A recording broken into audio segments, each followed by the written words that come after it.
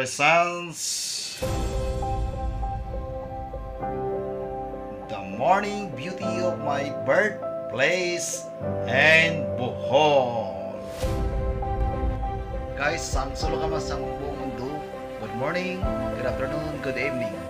Una, mag-subscribe muna sa ating notification bell. Just click.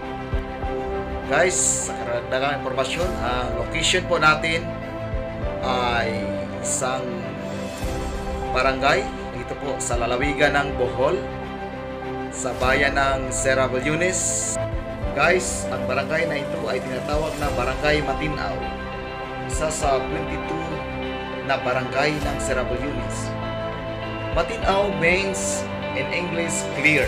Sa mga matanda, ang pangalan ng barangay ay hango po sa tubig nito dahil napaka-clear sa tubig ang lugar na ito. Ang Matinaw, makikita napakaganda, napakaaliwalas, at guys, makikita mo parang kala mo'y nasa Benguet o Baguio ang location. So guys, ang mga tao dito nakatira, mostly ang hanap buhay ay nasa magsasaka at ang iba ay mga OFW o tinatawag na mga nag-abroad. So guys, ito po ang elementary school ng Matinaw. Sa harap nito, maraming kabahayan po. Ito po ang Purok Dus ng Matinaw. Guys, one of the beautiful barangays in Seravallunes, ito pong Barangay Matinaw. Kung makikita mo guys, yung green ng paligid, ito po ang nagsasabi at nagpapatutuo na gaano kaganda ang barangay na ito. Guys, makita mo guys, proper sa barangay, ito po ang pinakasentro. Makita mo medyo naglakihan na po ang mga building, mga bahay.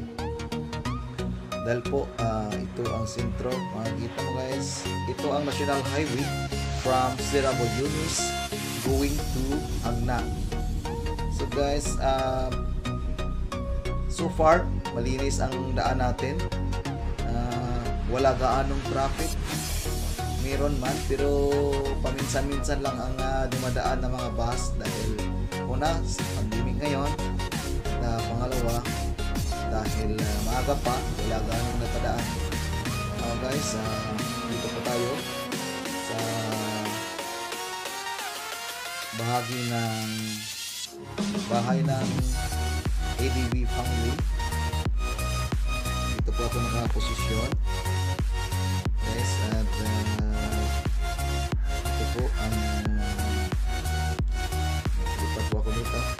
Guys, kung makikita mo, inikot ko yung camera. Ito yung Lake Caandis, isa sa mga lake doon sa Barangay Matinaw. Guys, malaking pong pasalamat namin dahil ito daan namin ay nasama po ito sa Nautical Highway na project po ng dating Pangulong Gloria Arroyo. Guys, ang lugar po namin na ito na barangay ay composed of more than 1,000 households, ang Purok 1 hanggang Purok 7. So guys, itong sentro, yun ang pinaka Purok 1. Yun, nagsikipan na po yung mga bahay dahil naghahanap po ng pisto ang residente dito na malapit sa sentro. Guys, ang lugar po namin ay simple lang, napakatahimik at mababait na mga tao dito. Ito po yung pinaka guys, isa po sa mga ipagmalaki po sa barangay namin ay tuwing pista, kahit wala kang makilala, tumuloy ka lang sa bahay, mga kabayan dito, makakain ka. Ganyan na ang tradisyon. So, ganon ka hospitality ang mga tao dito sa aming barangay. Guys, I hope you enjoy watching videos about my barangays. Guys, thank you for watching. For more updates, subscribe to our channel.